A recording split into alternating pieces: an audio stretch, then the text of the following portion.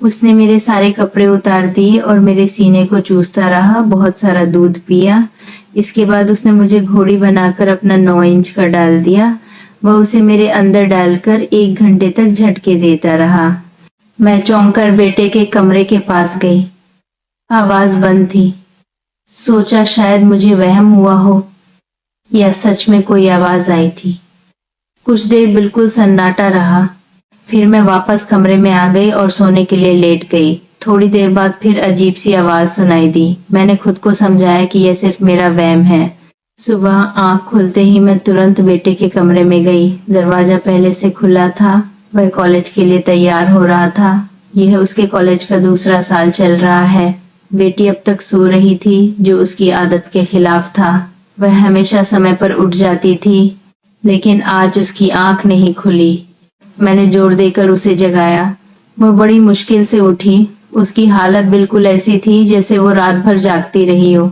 उसके चेहरे से साफ नींद की कमी झलक रही थी। मैंने पूछा, क्या तुम रात भर जागती रही?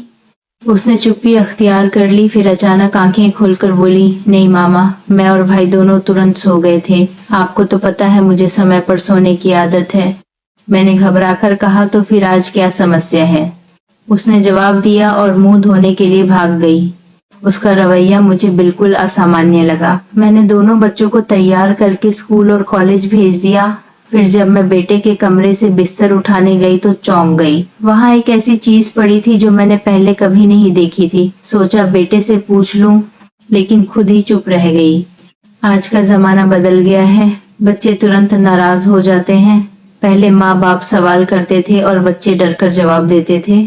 आज ज्यादा पूछो तो बच्चे बिगड़ने लगते हैं। यही सोचकर मैं चुप रही। रात को जब बिस्तर लगाया जा रहा था तो बेटी ने जिद पकड़ ली। वह कहने लगी कि वह रोज भाई के कमरे में सोएगी। मैंने मना किया और कहा कि अब तुम मेरे साथ ही सोओगी, लेकिन वह नहीं मानी और भाई के कमरे में जाने लगी। इतने में शौहर का फोन आ गया। मैंने शिकायत की। शौहर ने गुस्से में कहा, बेटी का बिस्तर वहीं लगा दो, हमें भी कुछ फुर्सत के पल मिल जाएंगे। शौहर के हुक्म पर मैं बिल्कुल खामोश हो गई और बेटी का बिस्तर बेटे के कमरे में लगा दिया। दोनों भाई बहन एक साथ सो गए। रात देर तक बेटे के कमरे से आवाजें आने लगी। मैंने दरवाजा खटखटाया, लेकिन कोई जवाब नहीं आया।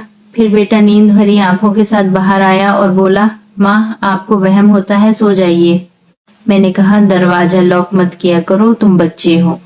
उसने मुझे अजीब नजर से देखा, फिर बोला, अच्छा, और वापस अपने कमरे में चला गया।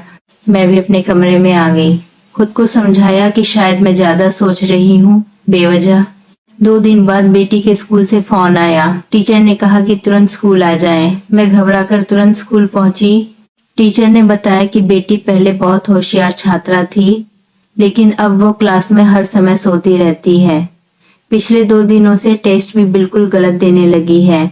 दोस्तों से बात करना छोड़ दिया है। बिल्कुल चुप रहती है। प्रतियोगिताओं से भी अपना नाम निकलवा लिया है। पिछले कई सालों से वो हमेशा इनाम जीतती आ रही थी, लेकिन अब बिल्कुल ध्यान नहीं दे रही। टीचर ने पूछा, आखिर ये सब क्या हो रहा है?